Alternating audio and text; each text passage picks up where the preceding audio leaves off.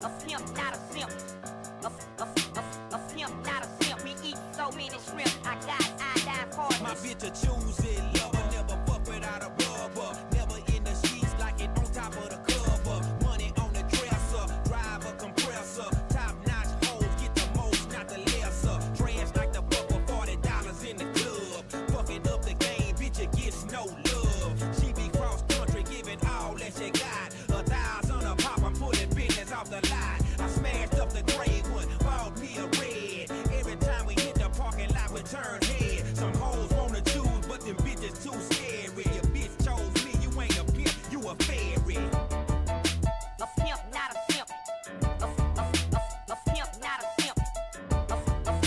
A pimp, not a simp. We eat so many shrimp. I got iodine partners. Baby, you been rolling solo, time to get down with the team. The grass is greener on that other side. If you know what I mean, I show you shit you never seen. The 7 wonders of the world. And I can make you the 8th if you wanna be my girl. I say my girl, I don't mean my woman, that ain't my style. Need a real street stalker, walk a green mile. Piling up the paper on the dining room table. Cause you able to realize I'm the truth and not a fable. Baby, rockin' what she say, well, keep that chiller on the rack. What I look like with some $1,000 shit up on my back. I'm $1 million man, they need $1 billion bitch. Put my pimpin' in your life, watch your daddy get rich. Easy as ABC, simple as 1, 2, 3. Get down with UGK, Pimp CBU with B. Cause what's a hoe with no pimp, and what's a pimp with no hoe? Don't be a lame, you know the game and how it goes. We try to get chose.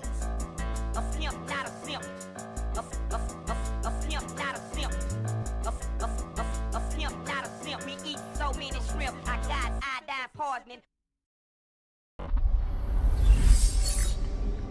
Hello, everybody. It is Artie of Artie's Corporate Fiction. Welcome all of you. Happy Wednesday. Glad to have you guys here. We are going to be talking about a news article that came out a couple days ago. Oh no, actually it's last Friday. That I thought was really interesting. And we got Wiz in here to be able to say hi. Say hi. Okay.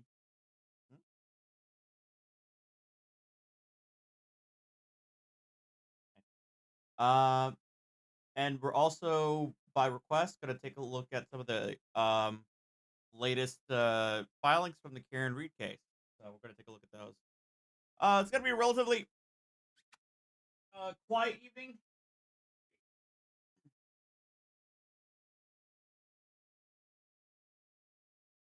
Nothing too crazy.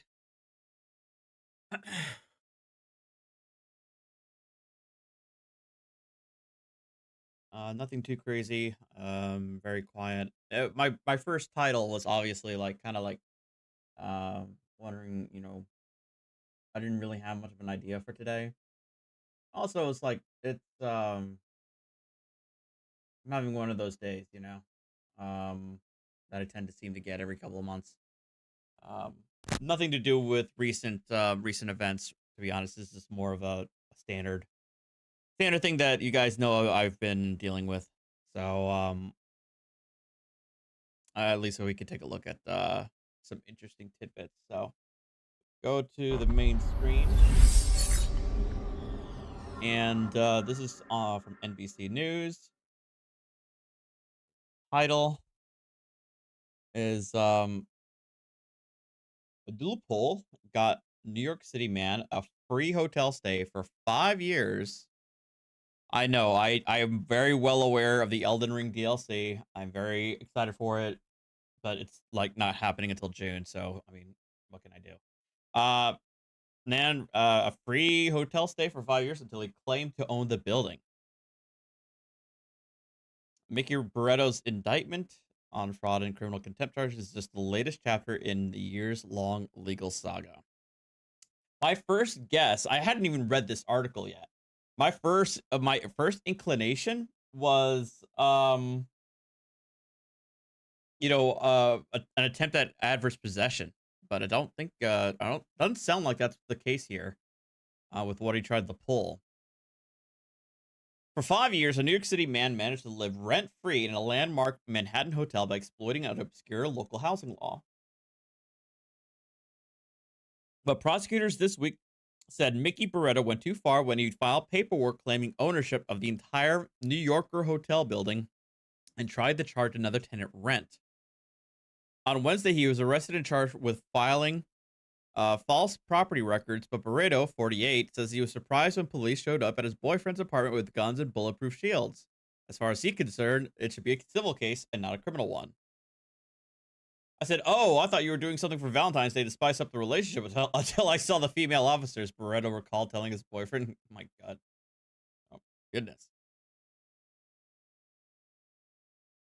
Trevor, hi, Artie. The FBI is now doing a. Oh, it's about damn time, Trevor, if that's true. Anyway, we could. Moving on.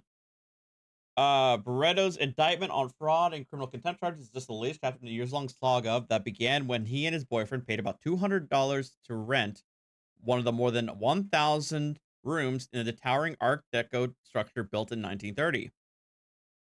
Barreto says he had just moved to New York from Los Angeles when his boyfriend told him about a loophole that allows occupants of single rooms in buildings constructed before 1969 to demand a 6-month lease. Barreto claimed that because he paid for a night in the hotel, he counted as a tenant. He asked for a lease and the hotel promptly kicked him out. So I went to court the next day. The judge denied. I appealed to the state Supreme Court, and I won the appeal, Barreto said, adding that a crucial point in the case, lawyers for the building's owners didn't show up, allowing him to win by default. Wow. Man, lucky break, eh?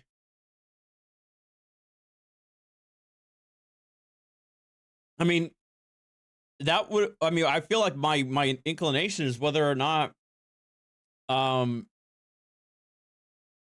you want to be technical, you can, so the law can state that a hotel guest can qualify as a tenant, but it's obviously conditional. Part of your agreement with the hotel is that you're going to leave, at the conclusion of your allotted stay, and therefore you're no longer a tenant. But apparently, I guess you look up this law that says that if the building was built before 1969, while he was staying at the night, he could demand a 6-month lease. Interesting. The judge ordered the hotel to give Barreto a key. He said he lived there until July 2023 without paying any rent because the building's owners never wanted to negotiate a lease with him, but they couldn't kick him out. True, Jake. This wouldn't be adverse possession.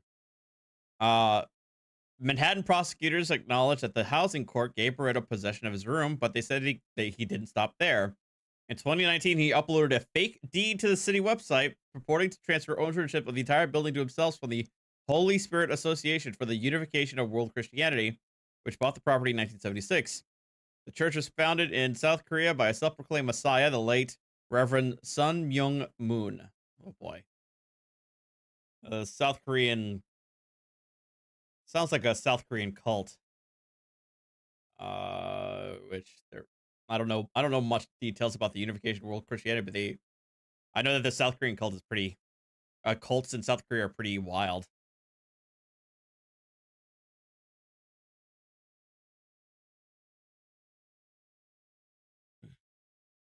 Barreto then tried to charge various entities as the owner of the building, including demanding rent from one of the hotel's tenants, registering the hotel under his name with the New York City DEP for water and sewage payments, and demanding the hotel's bank transfer its accounts to him. Okay, no, you can't do that. Definitely can't. No, you definitely can't do that one. The Mooney were pretty infamous cult back in the 80s and 90s, and they aren't heard from as much since Reverend Moon died. Oh, really? Oh, I didn't even know they had a nickname, the Moonies. I actually didn't know that.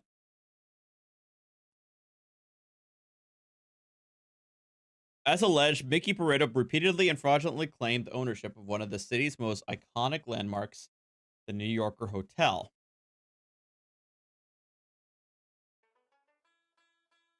Located a block from Madison Square Garden, Penn Station, the New Yorker has never been among the city's most glamorous hotels, but it has been among the largest. Its huge red New Yorker sign makes it an off-photographed landmark. inventor Nikola Tesla lived at the hotel for a decade. Oops. NBC broadcasted from the hotel's terrace room. Boxers, including Muhammad Ali, stayed there when they had bouts at the Garden. It closed as a hotel in 1972 and was used for years for church purposes before part of the building reopened as a hotel in 1994. The Unification Church sued Barreto in 2019 over the deed claim, including his representations on LinkedIn as the building's owner. The case is ongoing, but a judge ruled that Barreto can't portray himself as the owner in the meantime. The church spokesperson declined to comment about his arrest, citing the ongoing civil case. In that case, Barreto argued that the judge who gave him possession of his room indirectly gave him the entire building because it had never been subdivided. No. No. I don't know if I mean, I don't know much in the ways of landlord tenant law, or but I'm calling bull that the idea that his possessory interest in the room somehow could translate to him having possession of the entire building. I don't know. I'm not sure about that one. I never intended to defraud anybody. In fraud, I don't believe I ever committed any fraud, and I never made a penny out of this. Barreto said his legal wrangling is activism aimed at denying profits to the Unification Church. Yeah, I don't know about that one either. The church, known for conducting mass weddings, has been sued for its recruiting methods and criticized by some over its friendly relationship with North Korea, where Moon was born. He said he has never hired a lawyer for the civil cases and always represents himself. On Wednesday, he secured a criminal defense attorney. Yeah, I feel like the legal arguments he's trying to make here is a stretch, but I mean, I don't know because I don't know much in the way of landlord tenant law. And as people in chat pointed out, I'd imagine New York City's landlord tenant law is probably obscenely complicated. So, but man, must be nice not having to pay any rent in freaking Manhattan for 5 years. Whew. In Midtown, right? Because it said it was near the Garden. Yeah, block from MSG and Penn Station. Must be nice. Must be nice. All right, somebody posted posted a oh, okay. Thank you. All right, let's check this out. So, most of you guys on this channel don't realize that on my gaming channel, I watched a bunch of crap into this woman, Tiffany Henyard. I know a lot of people like Nate the lawyer has been covering her about this mayor who seems to be involved in really skeezy stuff with her tenureship as both mayor of Dalton and also as a she's like a supervisor for another township.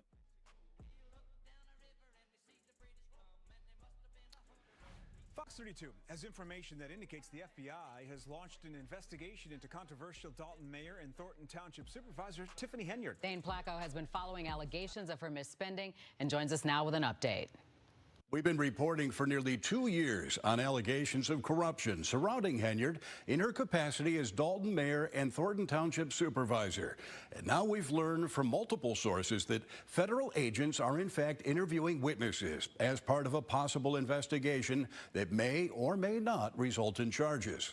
Did the FBI agents you talked to seem serious about very serious concerns? Very serious. Very.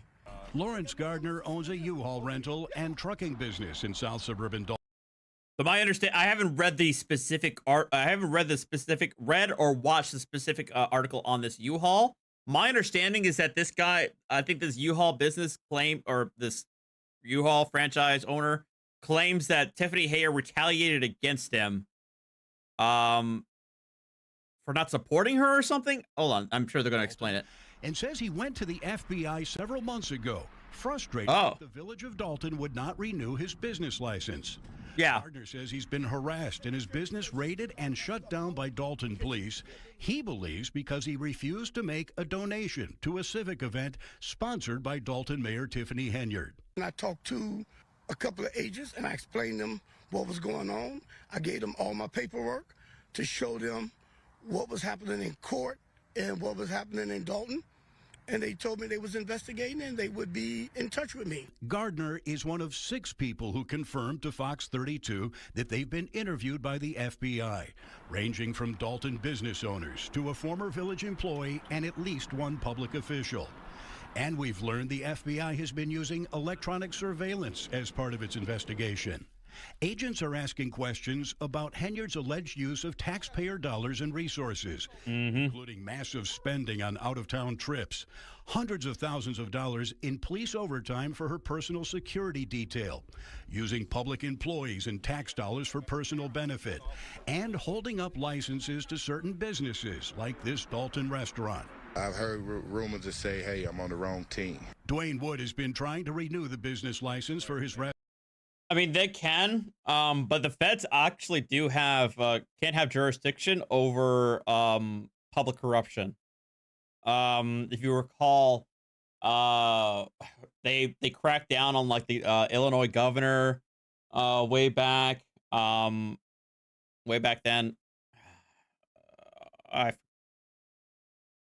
forget what his name was, but the feds tend to get involved in public corruption as well, not just the states. For nearly a year.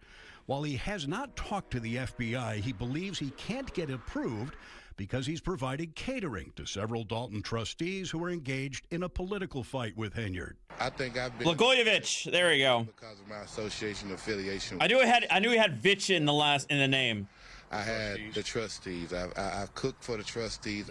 And in a lawsuit filed by a Dalton towing company, the owner alleges their business license has been held up because, quote, George's Towing's refusal to support or contribute to Henyard's political campaign.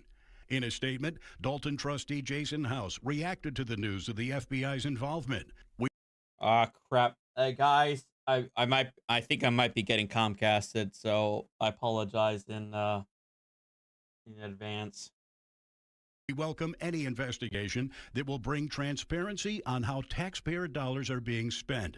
Our residents deserve this level of financial transparency. We reached out to the FBI, which said it is policy for the agency not to comment on the nature, existence, or non-existence of any investigation, which is standard. It may be occurring. A public relations firm responded on behalf of the mayor, saying neither Henyard or the village of Dalton have received any subpoenas or been contacted by the FBI or any other law enforcement agency. Dane Placco, Fox 32 Chicago.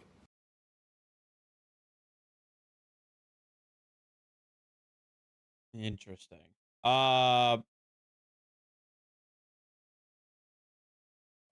The scripts that Lockbit put together to make it really easy for dumb hackers. Okay, moving on. What was the other? Oh yeah, the Karen Reed. Oh, yeah. Okay, so I have these downloaded, don't I?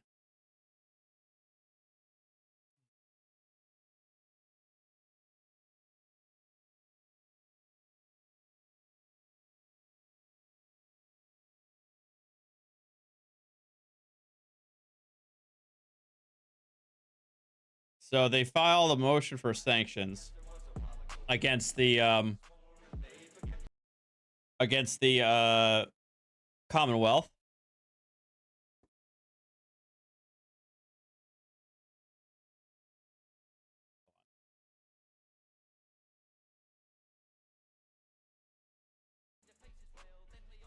Okay, there we go. Because of course they did. They already planned. My understanding, they planned to do this, some time ago.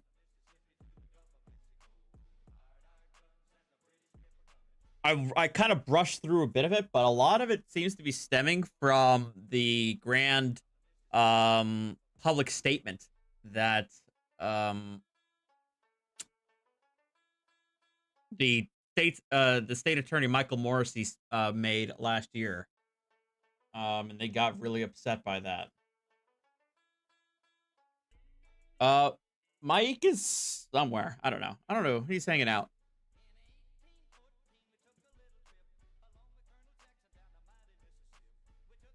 So here's the basic factual stuff.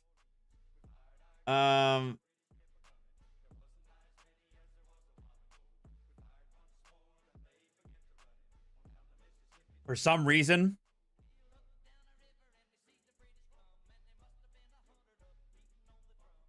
the a lot of the Karen Reed supporters are citing citing the defense motion as like fact. Because the defendant's counsel has asserted in court filing and court arguments based on evidence developed by the defendant and disclosed by the Commonwealth in discovery, including the analysis of John O'Keefe's phone and the phone of a civilian witness also present inside 34 Fairview Road. Who? Wait, who is this civilian witness?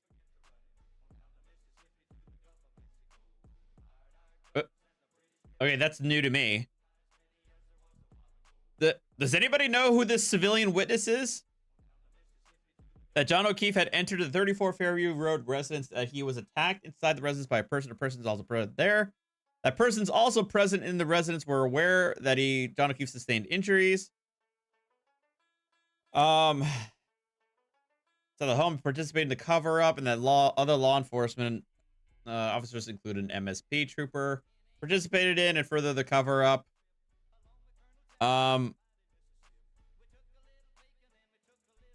Yeah, by including planting incriminating evidence falsely implicating the defendant in the death. Okay, yeah. As this court is yes, they've generated significant media attention. Okay. The Commonwealth sought and they were denied a gag order, which is true.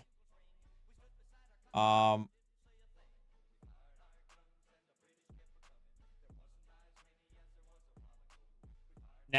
here's this thing. This is Michael Morrissey's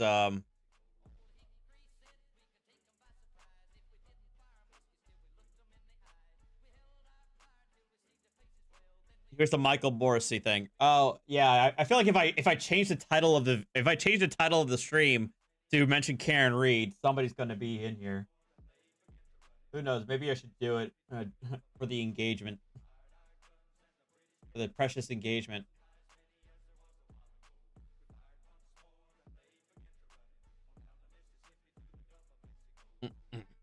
Hang on, let me do that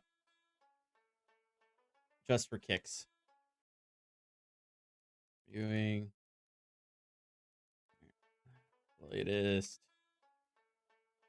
Karen Reed filings. There we go.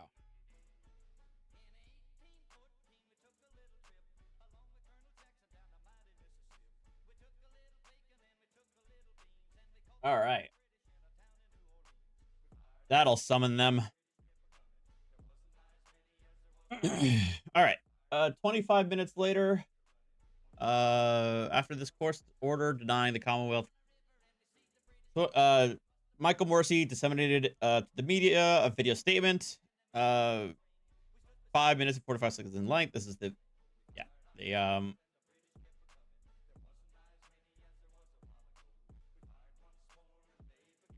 reading a statement, where this is his saying like all the allegations of corruption, misconduct are nonsense. So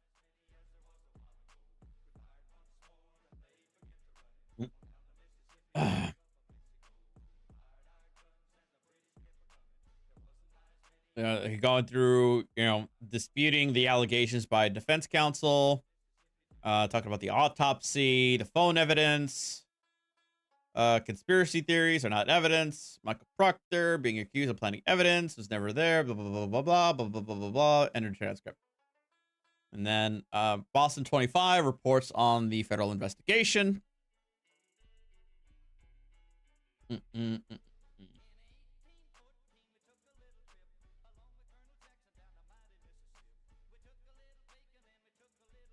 Why federal authorities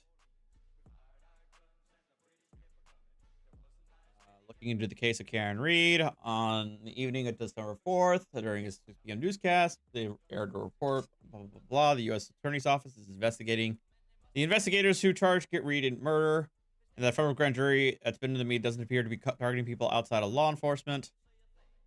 And then the district attorney says that they should have been aware that they are being investigated. Disclosed letters that we all saw when they were released.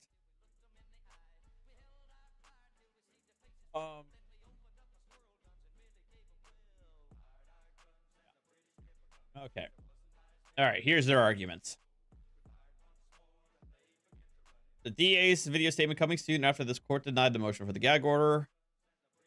While admonishing counsel not to engage in this exact kind of public statements comprising the video statement, and the Commonwealth's delayed disclosure of its knowledge of the existence of federal investigation and deliberate misrepresentation of its knowledge about that investigation merit and require sanctions for violating ethical and constitutional due process requirements.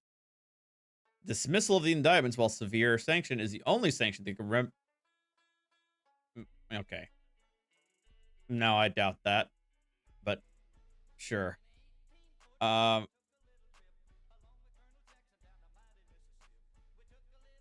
is well understood that the duty of the district attorney is not merely to secure convictions. It is his duty to secure them with due regard to the Constitution and other rights of the defendant. Sure.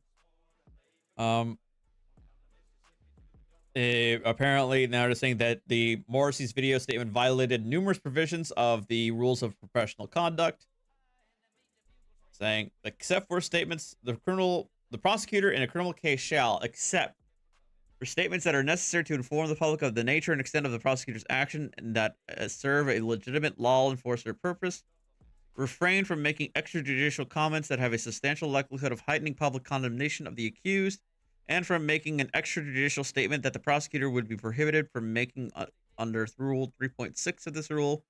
And 2, take reasonable steps to prevent investigators, law enforcement personnel, employees, or other persons assisting or associated with the prosecutor in a criminal case from making an extrajudicial statement that the prosecutor would be prohibited from making from under Rule 3.6 or this rule. Morrissey's video statement, while widely disseminated to the media, clearly violated these requirements. Morrissey personally vouched for the numerous named Commonwealth witnesses, explicitly stating in contradiction to the defense attorney that Colin Albert, Jennifer McCabe, Matthew McCabe, Brian Albert did not commit any crime that night, and that they were not part of a conspiracy, that they have been forthcoming with the authorities, that they have not engaged in any cover-up, and they are witnesses doing what our justice system asks of them, and calling the witnesses these innocent people. Well, is that wrong? How is that a violation of this rule? It's about heightening public condemnation of the accused.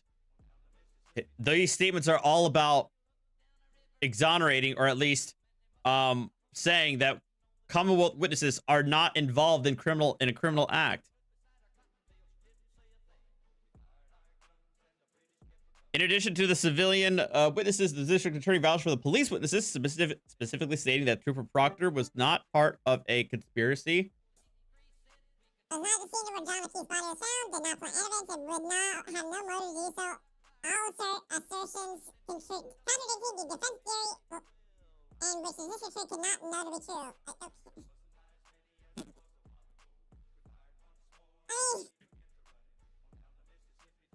be true. What? I don't understand how these statements are in violation of the rule.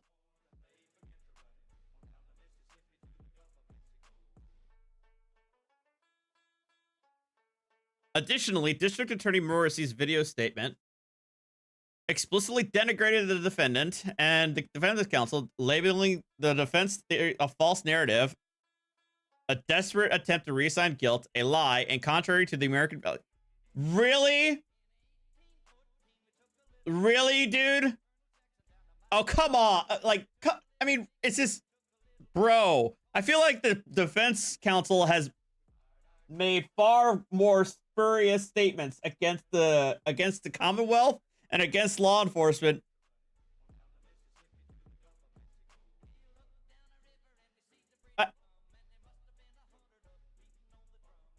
Come on, man.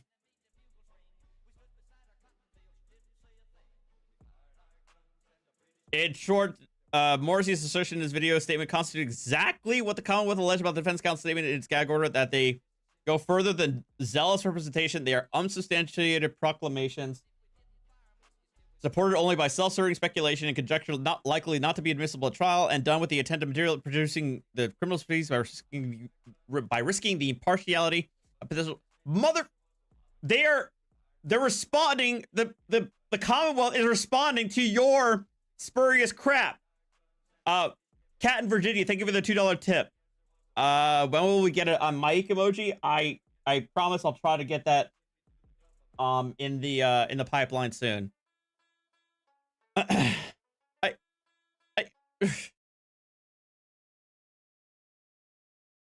this is so ridiculous to me.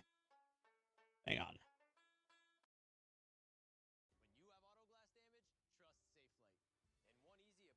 Like, I don't understand this. That none of what they're saying, the rule explicitly prohibits the prosecutor from making what is the language, from making extrajudicial comments that have a substantial likelihood of heightening public condemnation of the accused. Saying that the defense's theory is a bunch of BS. They didn't even say that. Saying the defense's theory is false, or a false narrative, a desperate attempt to reassign guilt, or like that. None of these statements come even close to what the rule is prohibiting. Because such vouching for witnesses by a prosecutor. What?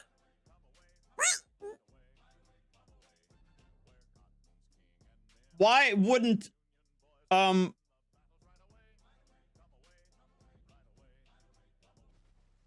what?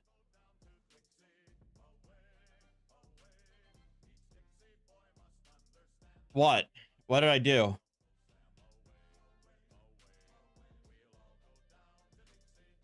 Uh-oh.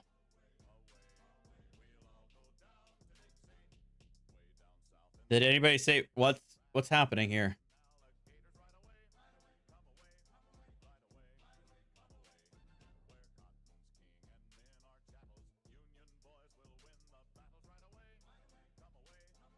I don't know what you guys are talking about. Hello? Hello? Yeah. I sound fine. Did I? No. If my voice changed, it was not on purpose.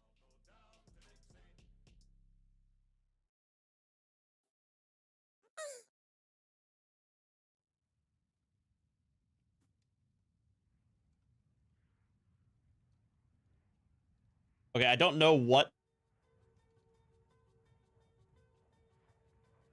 I don't know why my voice keeps changing. Sorry about that. I did not touch anything, guys. I did not do that my own.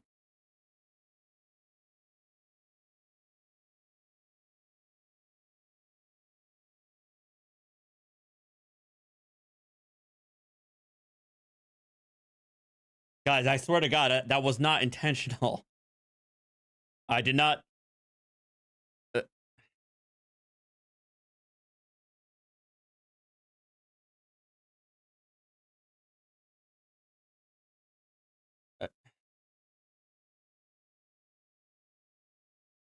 Anyway.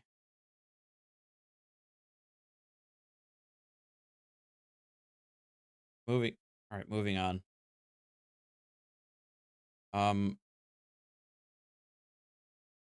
No, I actually wasn't doing it to mock anybody. It was legit not intentional at all. Okay. Anyway, all right.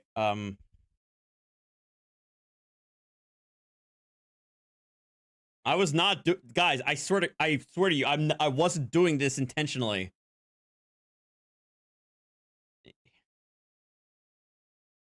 I didn't touch it. I didn't touch anything. All right, moving.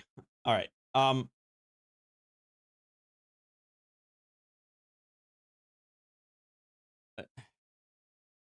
completely thrown off now. Um,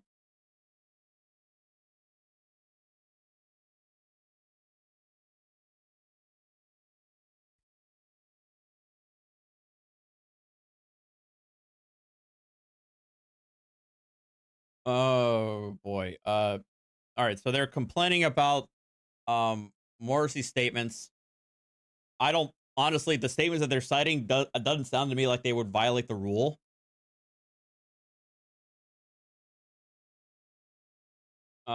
They say it doesn't apply to um Rule 3.8 F, except for a legitimate law enforcement purpose. Uh, Repeatedly during the video statement, the prosecution is pending in superior court. I don't know. I don't know why he's complaining so much about vouching for the Commonwealth witnesses. Of course, the prosecution is going to vouch for their own witnesses. I don't know why he thinks that's controversial.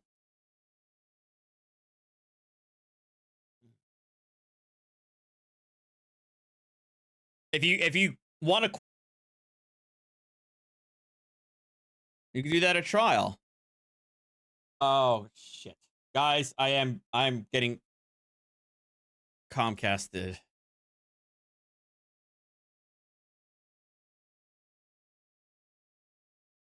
Shit.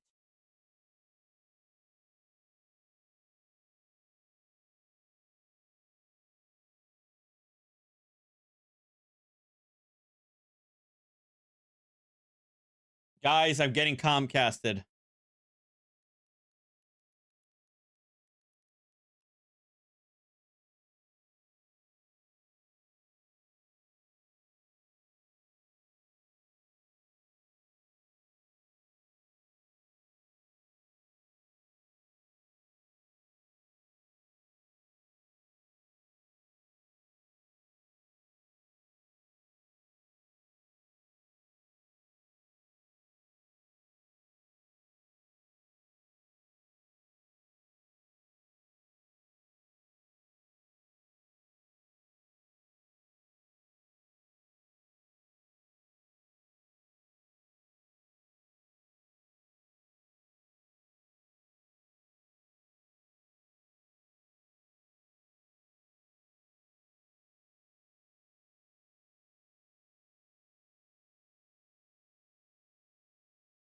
Shit. Hold on. I'm sorry, guys. I don't know if it's gonna fix itself.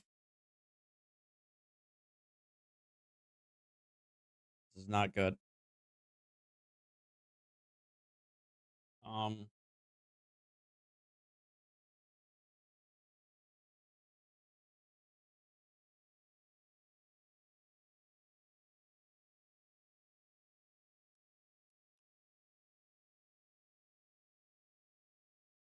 oh wait, I think I might be back. Everybody refresh if you can. I might be back.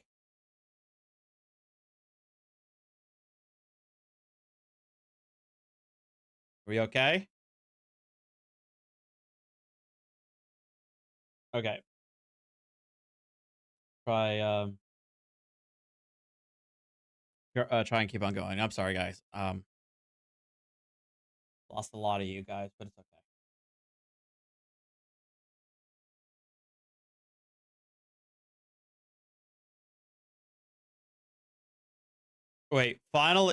Finally.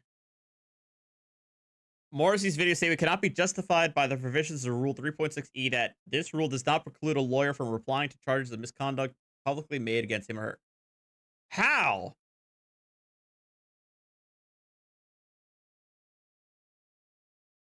Morrissey's video statement did not raise or oh, because it's only a lawyer. Oh, I see.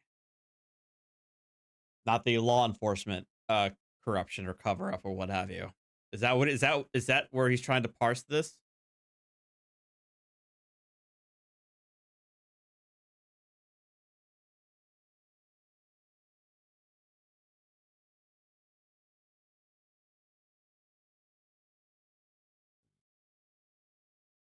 And now he's saying like they got, now in the footnote here they're huffing and puffing about Turtle Boy getting hooked up for potential possible witness intimidation or conspiracy.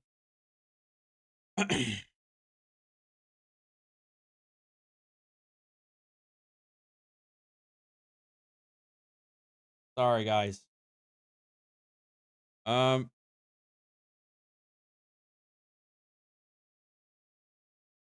The Commonwealth's delayed disclosures. Okay, now they're saying that the delayed disclosures also warrant sanctions. They knew for over 6 months that the U.S. Attorney's Office was investigating it, and the Commonwealth's investigation prosecution for Karen Reed, and knew multiple witnesses were involved, the federal grand jury, yada, yada, yada, yada, yada. The fact that they made any sort of disclosure was a violation of 3.8D. And then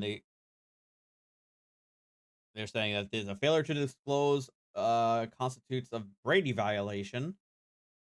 I don't know if the U.S. Attorney's Office investigation constitutes exculpatory evidence. I'm not sure about that. I mean, maybe. I mean, it could be damaging to the Commonwealth's credibility. I don't know if a general non-disclosure of an investigation in and of itself is exculpatory evidence.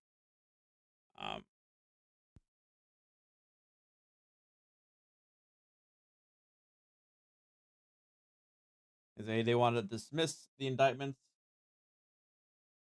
as a remedy.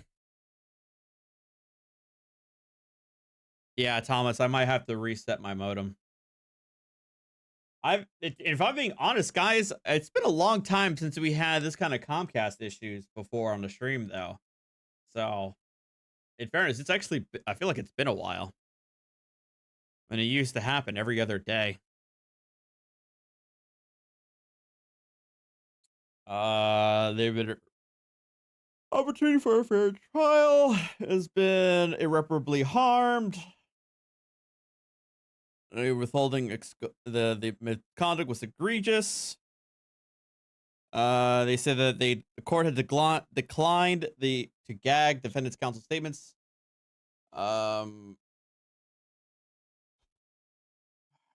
Morrissey had been okay. So because the judge declined to institute a gag order,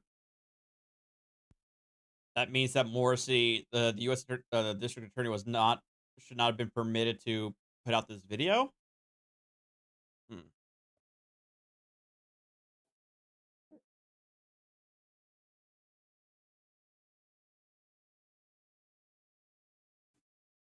Okay, it did it again.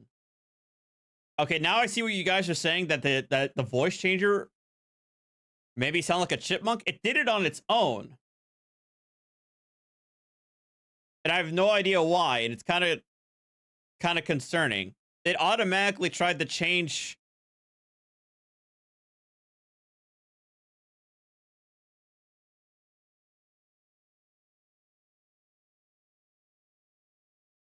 my voice to the chipmunk thing, but I don't know why. I changed it back, obviously.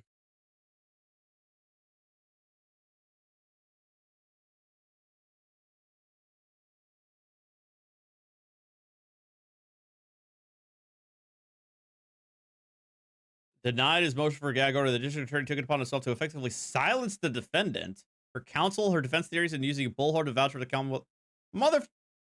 Bro, since when have you been silenced? Oh, check my Twitch. Oh no, oh no. Are people using Twitch points to change my voice? Is that it? Uh-oh. Hold on.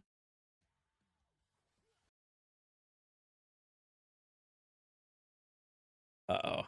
That may be it.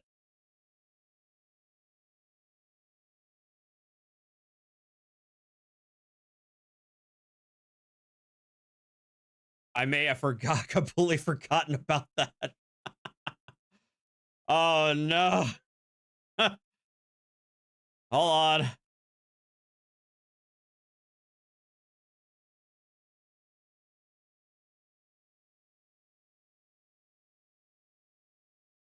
Wait, hold on. You bastards. Hang on. I have to, I'm checking to see this. Hang on. I got to see this. I- where's my homepage? That should show it.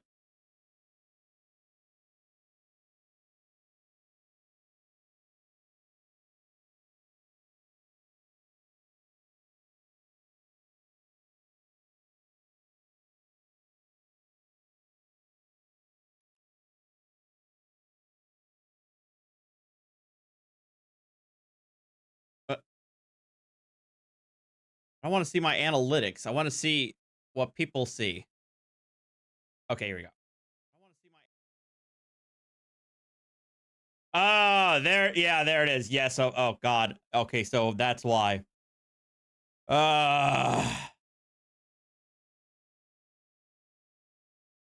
Brain injured gamer. Okay, so that's why I didn't even get an. I didn't even get an alert.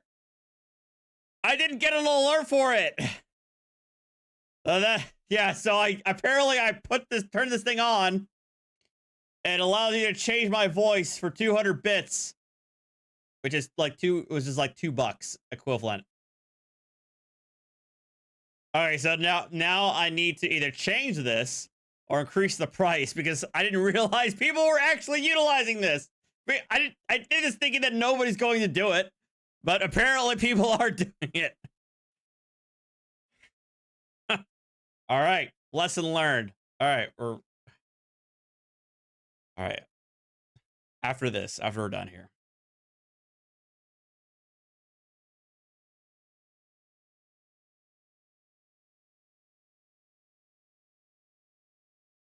Yeah, I definitely need to raise the price of this crap.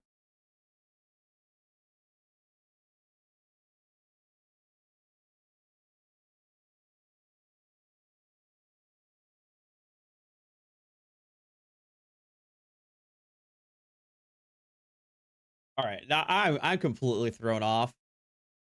Now, what was I saying?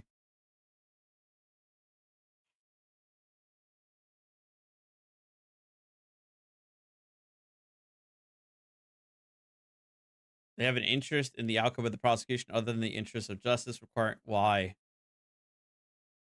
What? To show that they're not corrupt or something? Is that the separate interest?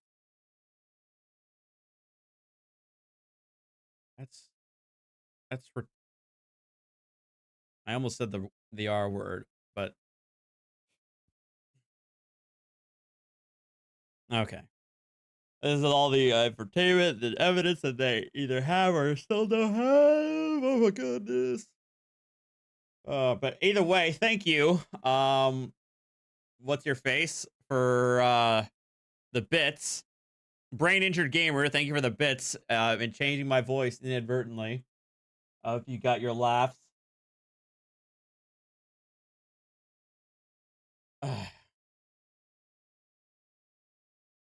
Anyway,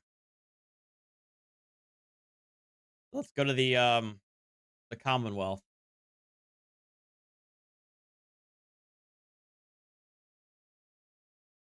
The response. This is filed February 15th.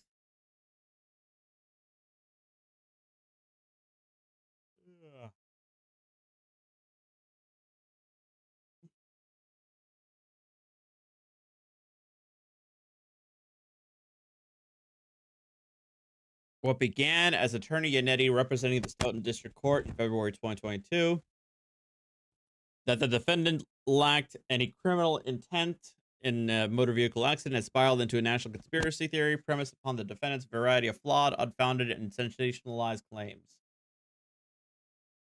However, the truth is not dictated by the loudest voice. In response to the extraordinary degree of relentless harassment and intimidation of nearly every witness associated with this case, which included a July 22nd, 2023 rolling rally of nearly 100 people traveling to witnesses' homes and calling them murderers. On August 25th, 2023, District Attorney Morrissey released a recorded statement that cautioned against the improper and unlawful harassment of witnesses. Morrissey's statement was also appropriate in response under the Massachusetts Rules of Professional Conduct 3.6c to rebut the prejudicial effects of the defendant's and her counsel's misconduct.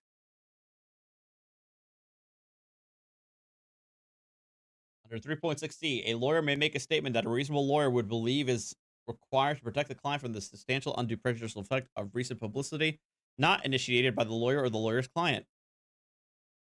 Statement made pursuant to this paragraph shall be limited to such information as is necessary to mitigate the recent adverse publicity.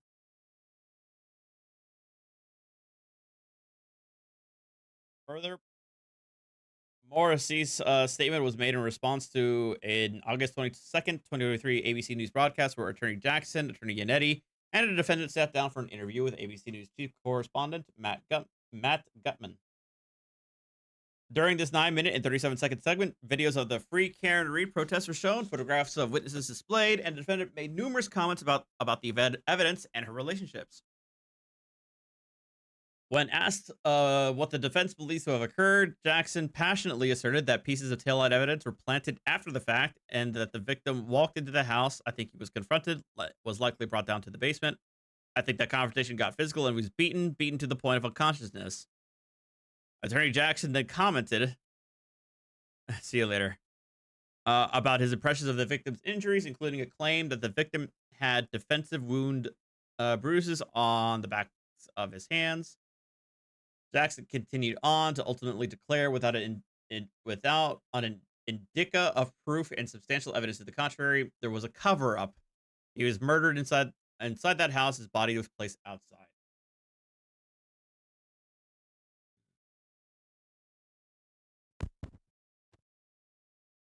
The defendant's motion to disqualify and sanction the district attorney's office conveniently misrepresents this court's July 31st, 2023 ruling that reprimanded only the defense team, in particular Attorney Jackson, for making unethical and inflammatory comments about the Commonwealth and witnesses that arguably crossed the line of permissibility under 3.6. This court stated that Attorney Jackson's inflammatory statements about the Commonwealth and witnesses appear to have fueled much of the publicity in this case, and that defense counsel did not have carte blanche to speak with the media, and going forward, defense counsel should ensure that their statements are limited in conformity with the rules. Hey, Randy.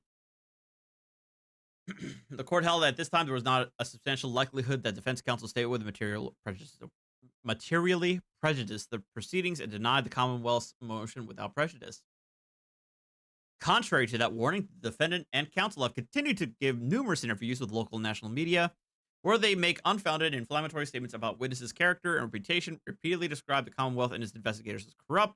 And on September 15, 2023, Attorney Jackson made a comment to the media in response to District Attorney Morrissey's recorded statement, where he seemingly attacked the intelligence of the District Attorney Morrissey by stating, "So listen up, sir, and I'll speak slowly so you understand. Michael Morrissey, we ain't got no quit." End quote. The defendant's continued attempt to materially prejudice the judicial proceedings to try the case in the media is unprecedented, further supported by the fact that on September 17, 2023, the defendant traveled with Attorney Jackson, Attorney Little, and a woman believed to be a television news producer to the victim's home in violation of her conditions of release, as well as other places of interest. Ooh, that's not good. When balanced by the amount of public and prejudicial statements made by the defendant and her counsel, the suggestion that District Attorney Morrissey's statement from over 6 months ago threatens her right to a fair trial is untenable. Further, the defendant's motion is premised upon case law that governs the breadth of closing argument, a distinction the Commonwealth recognizes as a more stringent standard, not applicable to a narrowly tailored statement made months prior to trial.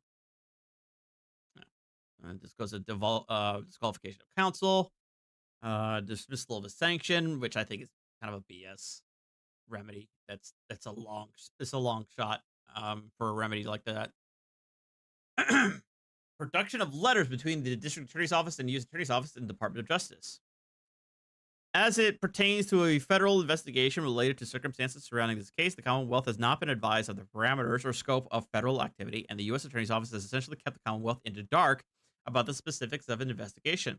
The majority of correspondence between the Commonwealth and the Attorney's Office has been discovery requests for all facts of an exculpatory nature and all statements of witnesses related to the Karen Reid case that may exist to enable Commonwealth's compliance with discovery obligations under Mass Rules of Criminal Procedure 14A 1, 2, 3, and 4.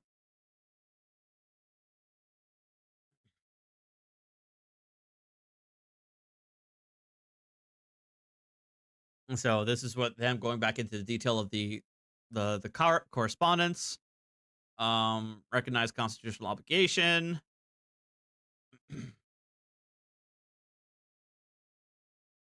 Despite requests made by the Commonwealth on May 9th, October 12th, and October 12th, it was only until January 16, 2024 that an assistant U.S. attorney not familiar or involved with the investigation contacted both the Commonwealth and Defense Counsel Jackson Yannetti to discuss the possibility of disclosing information in the possession of the Department of Justice pursuant to federal regulations. As of February 15th, the Commonwealth has not received any grand jury minutes, reports, exculpatory, inculpatory, or specific information about the investigation conducted by the Attorney's Office, although it had made repeated requests. On February 9th, Commonwealth, Attorney Jackson, Attorney Yannetti, and Attorney Little jointly participated in a conference call. During this call, the U.S. Attorney's Office indicated that it may release information to counsel for both parties subject to stringent protective order, but offered no definitive answers or clear guidance on what materials exist, nor what will be produced pursuant to federal regulations.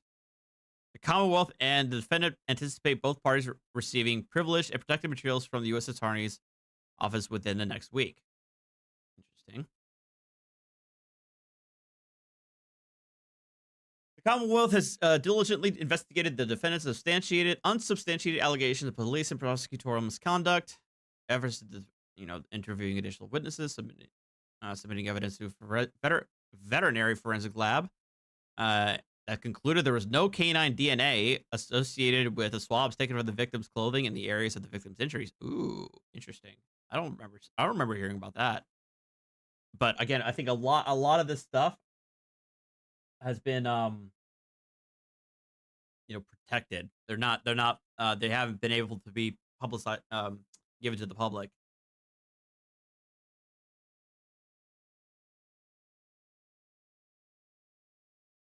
DNA voluntary submission of law enforcement officers' DNA profiles, extensive GPS analysis of the victim's phones, physical locations, and hiring 2 independent forensics examiners, including the infamous "How long to die in and "Who's long to die in cold."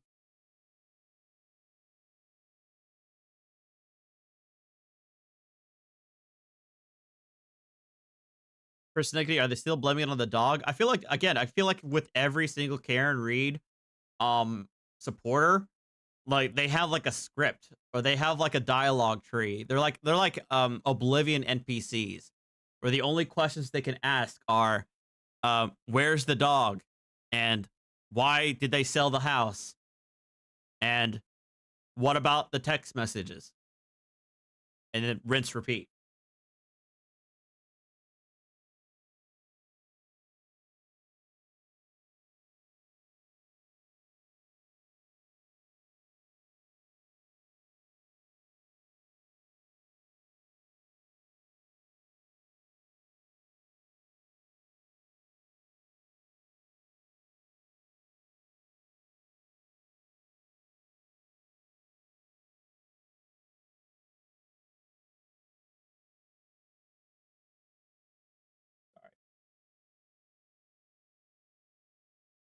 The Commonwealth improperly released information about the federal grand jury in November 23 to the media in response to a public records request. The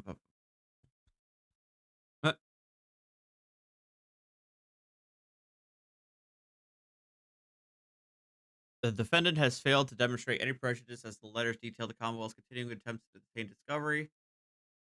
The letters were disclosed well in advance of trial, and the materials are expected to be produced by the U.S. and the materials are expected to be produced by the U.S. Attorney's Office forthwith. And contrary to representations made by the defendant, the letters pertain to a subject matter that the defendant has vast and superior knowledge about.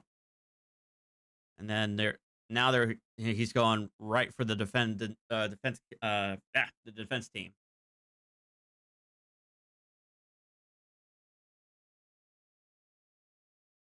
It is now evident there are numerous false statements made by defense counsel, including those contained within this motion for disqualification and previously filed defense motions that were knowingly made to deceive this court and undermine the integrity of the judicial proceedings.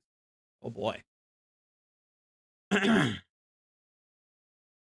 Following an investigation conducted by a special prosecutor, the Commonwealth has recently learned that for months, the defendant, Attorney Jackson, and Attorney Yannetti have secretly conspired to perpetuate fraud upon the court through reckless mistruths, deceit, and hiding behind a social media blogger who has been criminally charged with intimidation of witnesses to direct and encourage harassment of those witnesses. And in the defendant's motion to disqualify and sanction, the defendant attempts to disassociate herself from Mr. Aidan Kearney, the man she now calls an intimidator, who used his website, TB Daily News, Turtle Boy Live YouTube page, and associated social media accounts to perpetually intimidate and harass witnesses expected to testify as part of the Commonwealth's case against the defendant. However, for months, the defendant and counsel have engaged in a concerted effort to use Mr. Kearney as a literal bullhorn to say what they could not, and to disseminate information and opinions counsel knows will have a substantial likelihood of materially prejudicing the proceedings. Ooh.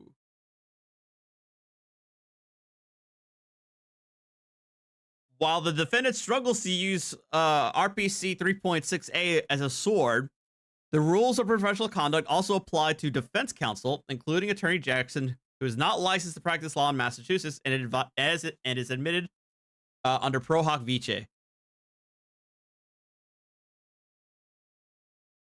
As demonstrated by the search warrants generated as part of the special prosecutor's investigation, beginning on or around April 17, 2023, the defendant took deliberate action to start sharing defense theories, privileged materials, and evidence with Mr. Kearney through an out-of-state intermediary.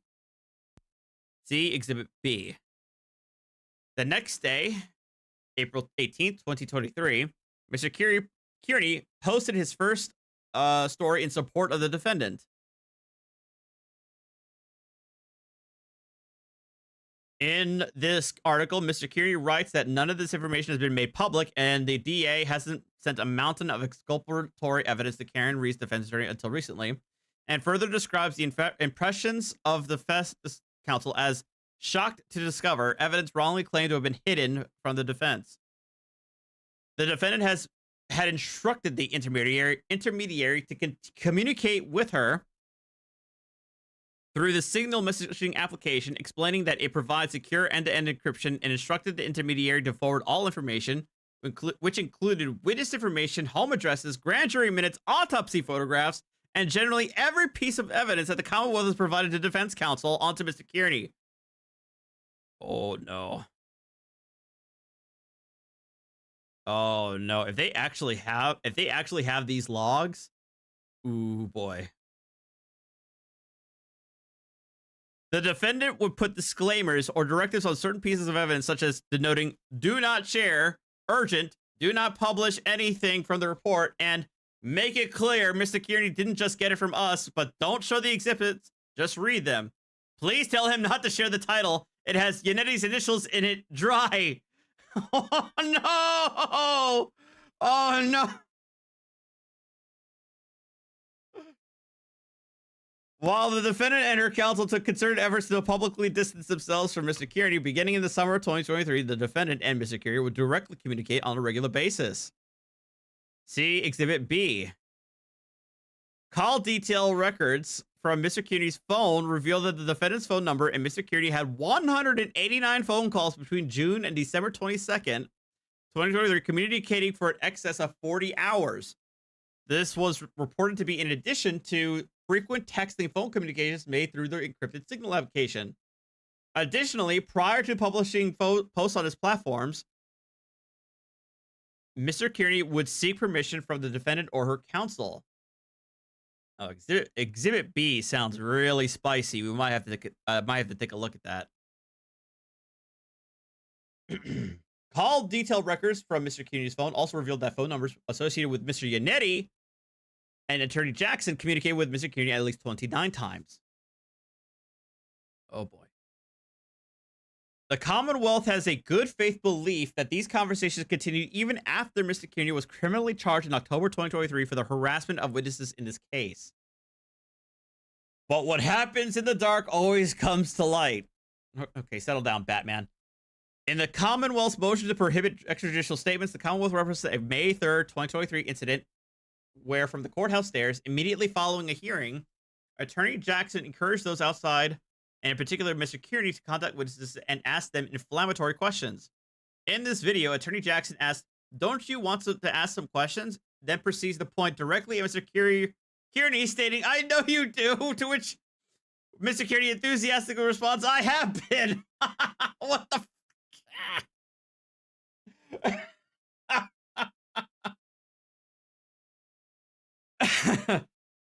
When the Commonwealth references this in June 2023 as an example of an inflammatory extrajudicial statement, the defendant criticized the Commonwealth and called this an absurd characterization of what Attorney Jackson actually said.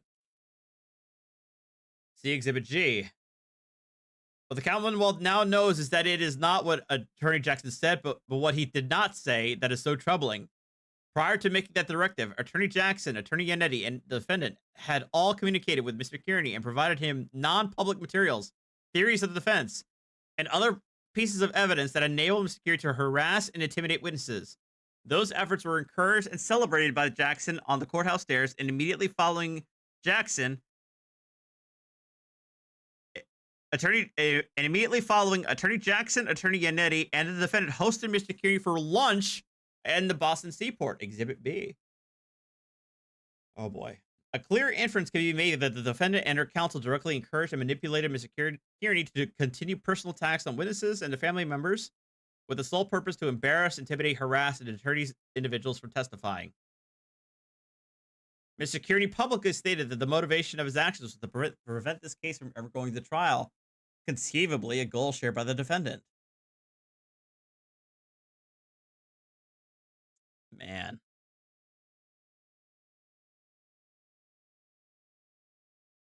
These are some really big allegations. Likewise, the defendants claimed that she had been materially prejudiced in the Commonwealth's deliberate misrepresentation and deliberate withholding of exculpatory information known to it about a federal investigation regarding these witnesses is highly disingenuous and utterly deceptive. The evidence now shows that the defendant and her counsel have known about and shared detailed information about a federal grand jury investigation as early as April 13th, 2023, and publicly revealed the existence of a federal grand jury in court on May 3rd, 2023, which is true. They did mention that. The defendant and defense counsel's knowledge about a federal investigation both predates and exceeds that of the Commonwealth. They knew before the Commonwealth did.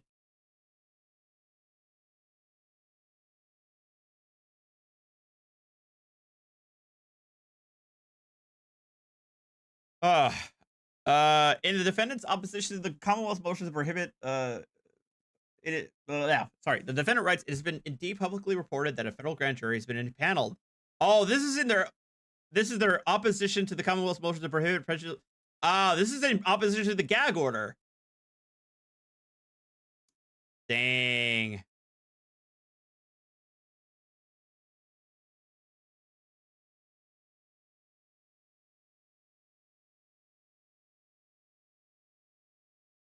Instead, as Attorney Jackson stated at the May 3rd, 2023 hearing, this was Ms. Reed's counsel reiterating what had been publicly reported. These statements are profoundly false. Oh boy.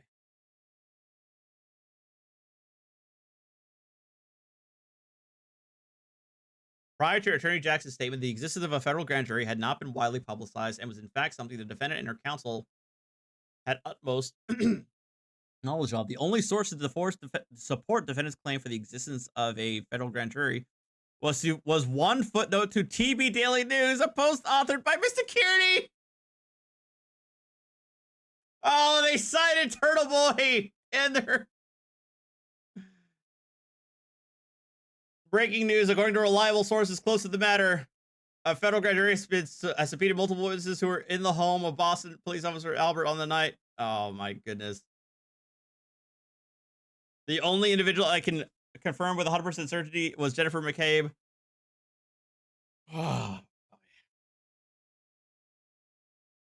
Notably, call detail records produced in Mr. Kearney's case revealed Mr. Kearney spoke with phone numbers associated with both Attorney Yannetti and Attorney Jackson on April 20th, 2023. Hey! Hey!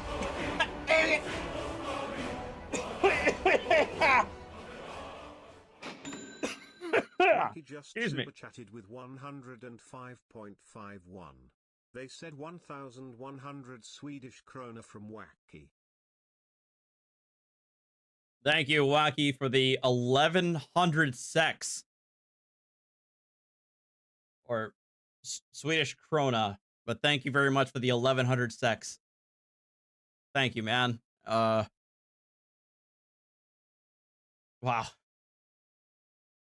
Oh, sorry.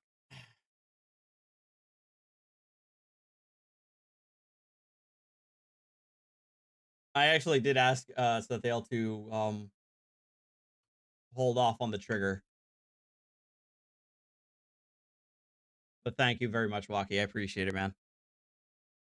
On April 23rd, 2023, through her intermediary, the defendant sent a follow-up to Mr. Kearney. Not public. The not public. The defendants have been involved longer than anybody is likely guessing. On April 28th, the defendant expressed frustration as to why Mr. Kearney was not referencing the federal investigation more in his postings and offered additional information, emphasizing that it's the U.S. Attorney's Office. They don't shoot and miss. They have a case and way more evidence than we do. I know this for a fact. Jen McCabe testifies this week. I'm not sure about the others. On April 28th, 2023, the defendant subsequently informed Mr. Kearney that the DA's office has been informed. That is confirmed 1,000%.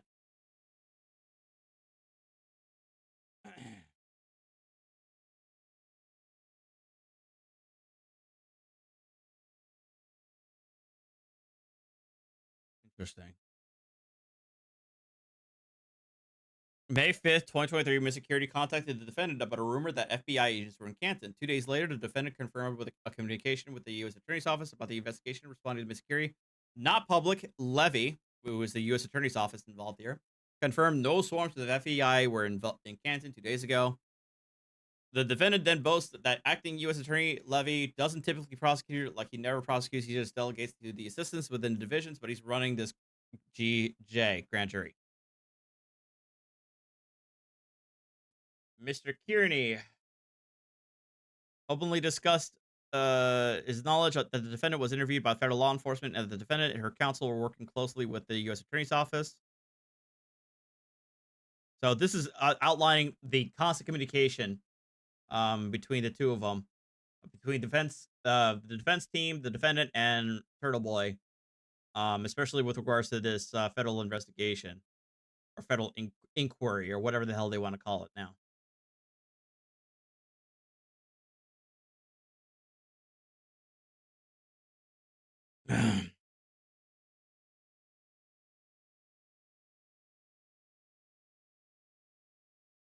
I do remember this part. Attorney Eddie falsely represented to the court that District Attorney Morrissey is well aware he's the target of a federal investigation. And then the attorney's office said that nobody has been named as a target of an investigation.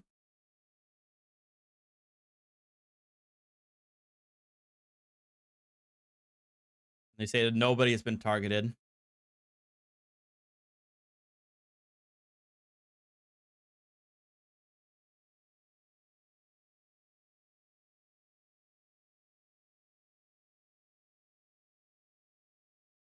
In February 2022, Stephen Scanlon, a private investigator, contacted and met with Attorney Yannetti. Mr. Scanlon indicated he knew Brian Albert and was interested in helping the defense, but did not have personal knowledge about the case, nor did he speak to any witnesses or have any insider knowledge. When Attorney Yannetti inquired of him about 17-year-old Colin Albert and an ATF agent who were at the house, Scanlon denied knowing either party or details about their association. Scanlon did not conduct any investigation for Yannetti and appears their relationship terminated in February 2022.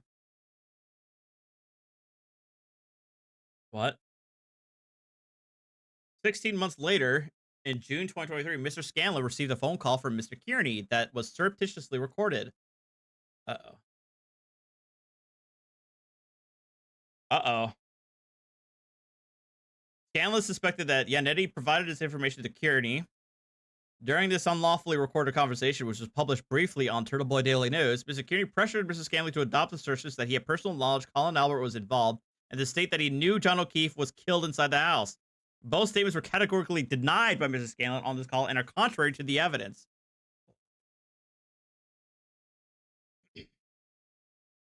Approximately 3 months after that call, on September 6, 2023, Kearney posted a story that deceptively mischaracterized Scanlon's statements and falsely represented Mrs. Scanlon as a whistleblower to scapegoat Mrs. Scanlon as a supposed tipster that could buttress the defendant's unfounded theory that Colin Albert was involved. Wow. Oh boy. Mrs. Scanlon has expressed frustration that lies were being spread about him and his involvement in the case, calling the situation bullshit, and as the defense has dragged him into a murder case that he's not involved in nor has personal knowledge about.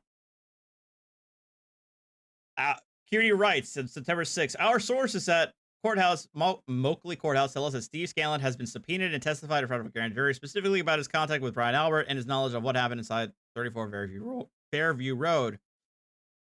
An inference can be made that this source was the defendant or counsel, as the first contact the Massachusetts State Police had with Mr. Scanlon was on September 8th, 2023. Oh no. Contrary to the defendant's representations, the Norfolk District Attorney's Office has no bias or prejudice toward the defendant or personal stake in the outcome. The motion should be denied. And now they're renewing their order that restricts any extrajudicial statements. Now they want to renew the gag order.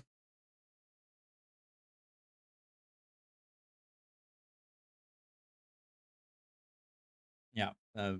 More statements made afterwards. All right, so let's look at, okay, so the most off-sided one that they have is Exhibit B that has these alleged telephone conversations between the defense team and Turtle Boy.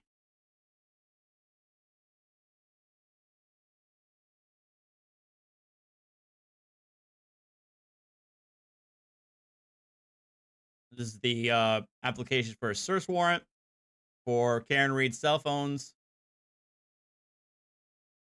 which the Karen Reed defenders are going to dismiss outright because it's Brian Tully doing the investigation, I guess.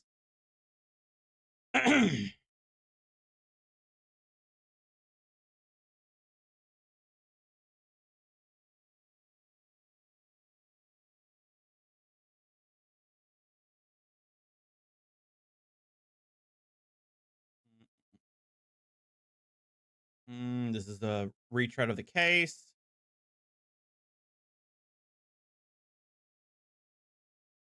Turtle Boy.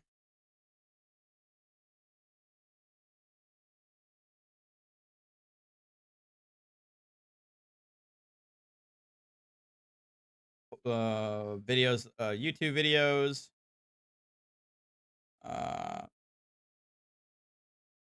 Going to the this is the video where he went to the pizza place where the O'Keefes were at, or wait, was it Albert? No, I'm sorry, it was Albert and his wife.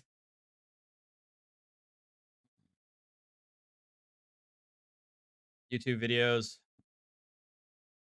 Oh, award-winning journalist Aiden Kearney. Oh my god.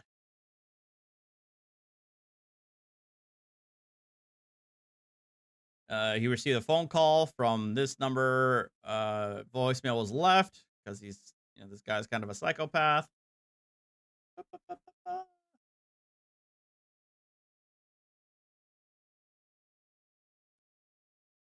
More deranged voicemails.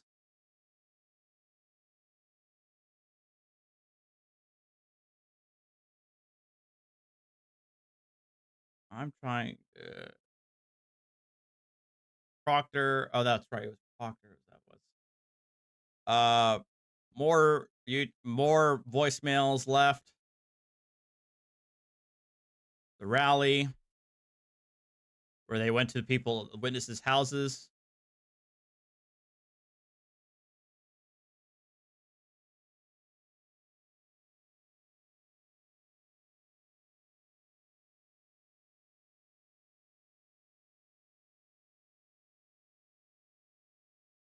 Jennifer Altman, Natalie. Oh, Burr Schneider. Okay, we talked about this earlier. I think she flipped. Did she flip? Or did she? I think she flipped. Okay, yeah. Yeah, that's right. Natalie was the intermediary. Natalie was the third-party intermediary.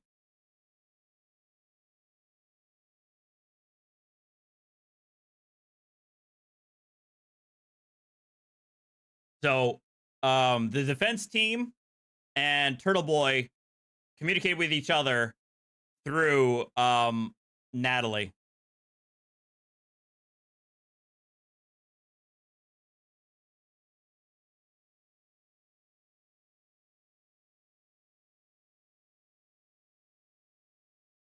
So these are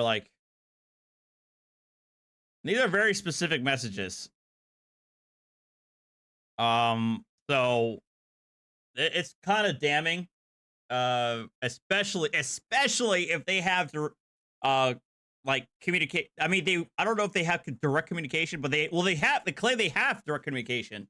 They have call logs between phone numbers associated with the defense team and Turtle Boy.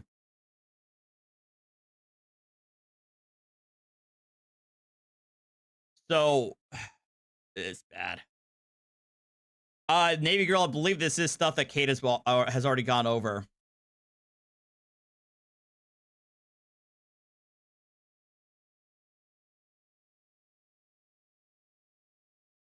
Yeah, so these are relatively new filings that I think Kate has already gone through. But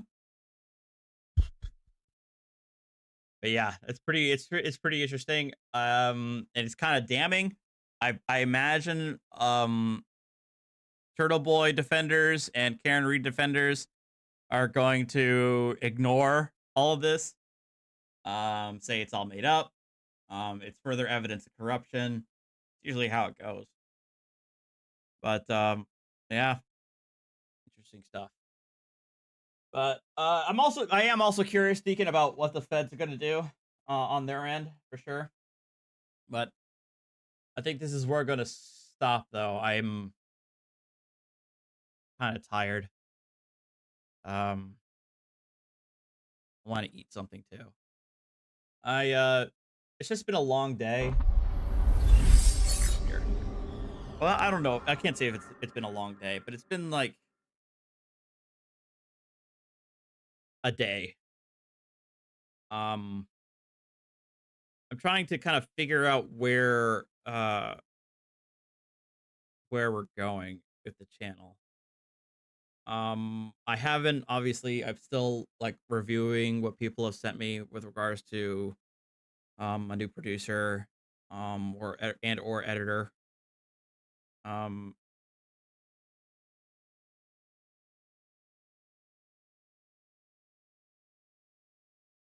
try to figure it out from there. I mean, the thing is, like, the Karen, like, not the Karen, the body cam bingo is like kind of, and sausage bingo is going to be a staple, but I want to do more than that, of course. It's tough to follow like interesting cases of the day because of my day job.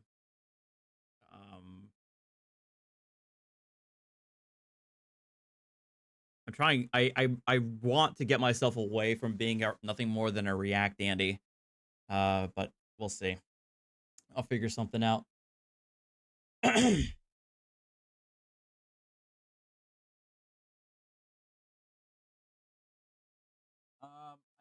let me see if he recognizes the name. Mike. Mike.